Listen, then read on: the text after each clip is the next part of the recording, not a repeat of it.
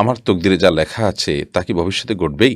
রান্নার চুলা উত্তর দক্ষিণ দিক করে বানানো যায় কিনা? এ ব্যাপারে শরীয়তে বিধিনিষেধ আছে কিনা? ওযু ছাড়া মোবাইল, কোরআন তেলাওয়াত শোনা যাবে কিনা? আমরা অনেক সময় মানুষের মন রক্ষার্থে মিথ্যা কথা বলি বা তাকে মিথ্যা আশ্বাস দিয়ে রাখি।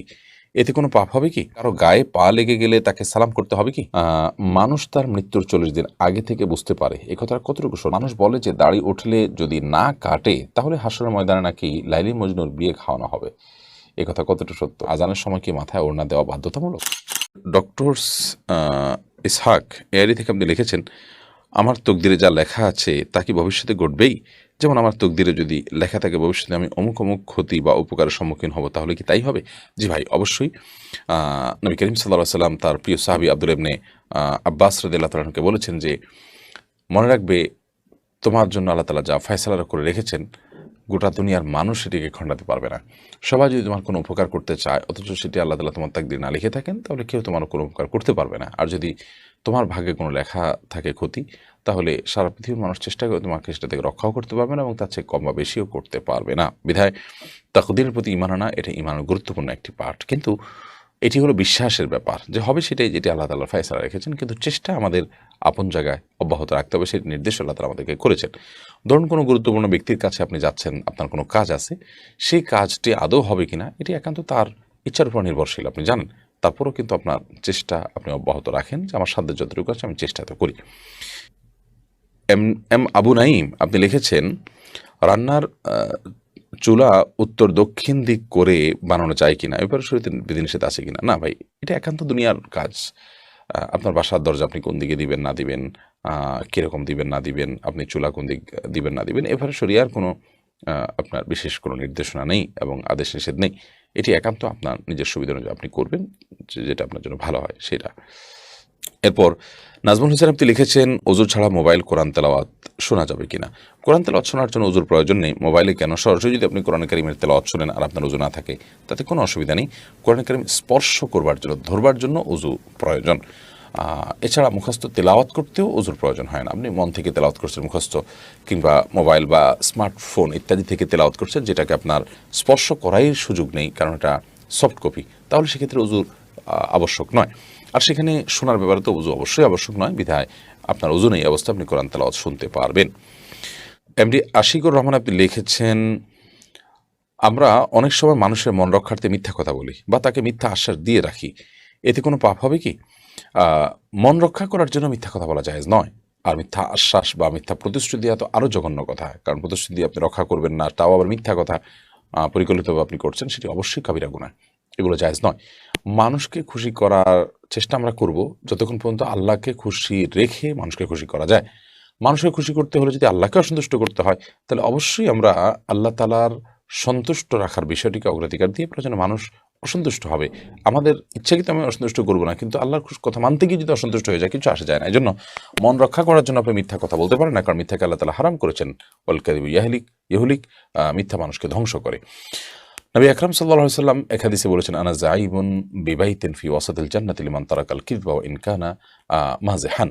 যদি কেউ রসিকতা করেও মিথ্যা কথা বলা থেকে বিরত থাকে, মানে মজা করেও মিথ্যা বলে না, ওই ব্যক্তির জন্য জান্নাতের সেন্টার পয়েন্টে আমি প্রাসাদ আল্লাহর কাছ থেকে পাইয়ে দেওয়ার দায়িত্ব নিলাম। তো এখান থেকে বোঝা যায় যে রসিকতা করেও মিথ্যা কথা বলা যায় না, অতএব কারণ মন রক্ষার্থে আপনি মিথ্যা কথা বলতে পারেন না। হ্যাঁ, আপনি মিথ্যা কথা যদি একান্ত না বললে আপনার জীবন হুমকির মধ্যে পড়ে, তাহলে সেক্ষেত্রে আপনি জীবন রক্ষার জন্য আপনি মিথ্যা সরাসরি না বলে একটু ঘুরিয়েও যদি বলেন, সেটি জায়েজ আছে, বা মিথ্যা বলাও জায়েজ হতে পারে যদি আপনার জীবন রক্ষার প্রশ্ন হয়। এমডি হিমেল লিখেছেন, কারো গায়ে পা লেগে গেলে তাকে সালাম করতে হবে কি? পা যদি লেগে যায় কারোর গায়ে, তাহলে সেক্ষেত্রে আমাদের এই অঞ্চলে, এতদ অঞ্চলে পাও লাগা, বিশেষ করে ইচ্ছাকৃত পাও দিয়ে আঘাত করা, এটা অসম্মানের জন্য করা হয়ে থাকে, বা এটা অসম্মানের উদ্দেশ্যে করা হয়ে থাকে। তো অনিচ্ছাকৃতভাবে পা লেগেছে, আপনি তাকে ইচ্ছাকৃতভাবে করেননি, পা লাগাননি, তাকে অসম্মান করতে চান নাই, বাট আনফর্চুনেটলি লেগে গেছে নিজের অজান্তে, অনিচ্ছাকৃতভাবে। এটি বোঝাবার জন্য কোনোভাবে ইশারা ইঙ্গিতে তাকে আপনি জানান দিতে পারেন। সেটা তার শরীরে টাচ করে হাত দিয়ে, যে ভাই আমি আপনাকে হাত দিয়ে ছুঁয়েছি, আসলে পাও দিয়ে আপনাকে স্পর্শ করে আপনাকে অপমান করার আমার উদ্দেশ্য ছিল না, জাস্ট এরকম কোনো ইঙ্গিত দিয়ে তাকে যদি জানান দেন, সেটি কোনো অসুবিধা নেই। এটাকে সালাম করা বলি আমরা এটা মানে প্রকৃত অর্থে সালাম নয়, এটা হলো রূপক অর্থে সালাম। মানে তাকে আমি সম্মান জানালাম আর কি, অসম্মান করতে চাইনি, বরং সম্মান জানালাম, এটা তাকে বার্তা দিয়ে আমি আর ওইটা যে ভুলে হয়েছে সেটা জানান দিলাম, কোনো অসুবিধা নেই এটাতে। এগুলো ওরফের উপর নির্ভর করে, পরিভাষার উপর নির্ভর করে যে আপনার পরিভাষায় এই আচরণটাকে কোন অর্থে দেখে। এইটা দেখে হলো যে আমি আপনাকে অসম্মান করতে চাইনি, শুধুমাত্র সেই বার্তাটা দেওয়া, ওই অর্থে। এটা নাম সালাম দেওয়া হচ্ছে কথার কথা, এটা আসলে প্রকৃত অর্থে সালাম নয়। অতএব হাত দিয়ে ছুঁয়ে তাকে বা হাসি মুখে তাকে জানান দেওয়া যে বা আমার ভুলে লেগেছে এটি, সেটাতে কোনো দোষের কিছু নেই। এ ফাতিমস এআইডি থেকে আপনি লিখেছেন, মানুষ তার মৃত্যুর 40 দিন আগে থেকে বুঝতে পারে, এ কথাটা কতটুকু সত্য? এটা কি হাদিসে আছে? না, এরকম কোনো হাদিস আছে বলে আমাদের জানা নেই যে মৃত্যুর 40 দিন আগে মানুষ বুঝতে পারে যে তার মৃত্যু হতে যাচ্ছে, এরকম কোনো কথা নেই। বরং নবী করিম সাল্লাল্লাহু আলাইহি ওয়াসাল্লাম তার বিভিন্ন হাদিস থেকে, কোরআনে কারীম আল্লাহ রাব্বুল আলামিনের কালামে বিভিন্ন আয়াত থেকে আমরা জানতে পারি যে মানুষের মৃত্যু কার কখন হবে কেউ জানে না আল্লাহ ছাড়া। ওমা তাদরি নাফসুন বিআইয়ি আরদিন তামুত, কেউ জানে না কে কোথায় কখন মৃত্যুবরণ করবে। বিধায় 40 দিন আগে থেকে মানুষ বুঝতে পারে, এটি একেবারে অসত্য কথা, কারণ হাদিসের সাথে কোনো সম্পর্ক নেই। মাহতিম আরিফ আপনি আড়ি থেকে লিখেছেন, মানুষ বলে যে দাড়ি উঠলে যদি না কাটে তাহলে হাসরের ময়দানে নাকি লাইলি মজনুর বিয়ে খাওয়ানো হবে। এ কথা কতটা সত্য? কত যে উদ্ভট এবং কত যে বিভ্রান্তিকর কথা আমাদের সমাজে প্রচলিত। আল্লাহ মাফ করুন, লাইলি মজনু নামে আদৌ কেউ ছিলেন না, এটা শুধুই কাল্পনিক চরিত্র, সেটি একটি বড় প্রশংসাপক্ষ বিষয়। সেখানে আবার কোথাকার এখন লাইলি মজনুর আবার বিয়ে হবে। বিবাহ বহির্ভূত যদি সম্পর্ক এরকম বাস্তবে কারো থেকেও থাকে তাহলে সেটা তো অভিশপ্ত সম্পর্ক, সেখানে আবার তাদের বিয়ে হবে জান্নাতে, এটি হাস্যকর এবং পুরাই আপনার বিভ্রান্তিকর কথা এই সমস্ত বিষয়গুলো। অতএব দাড়ি ওঠার পর কেউ যদি সেখানে খুর না লাগায়, না কাটে এবং একবারের জন্য আল্লাহ তাআলার নির্দেশ, নবী সাল্লাল্লাহু আলাইহি ওয়াসাল্লামের নির্দেশনা লঙ্ঘন না করে, তাহলে সেটা অবশ্যই প্রশংসনীয়। সেটা ভিন্ন বিষয় যে আল্লাহ তাআলার প্রশংসনীয় কাজ তিনি করছেন, কিন্তু এর মানে এই নয় যে এটার কারণে তিনি আল্লাহ রাব্বুল আলামিনের কাছে কোনো সওয়াবের আপনার ভাগীদার হবে, সরি, এটার জন্য তিনি জান্নাতে তমুক তমুকের বিয়ে হবে সেটি খাবেন। এগুলো মনগড়া কথাবার্তা এবং ভিত্তিহীন একেবারে বিষয়। আমরিনা আক্তার রাইস আপনি লিখেছেন, আজানের সময় কি মাথায় ওড়না দেওয়া বাধ্যতামূলক? মাথায় কাপড় না দিলে কি গুনাহ হবে?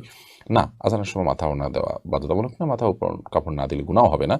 বরং আজানের সময় এর সাথে, আজানের সাথে মাথা ওড়না দেওয়ার সম্পর্ক নেই।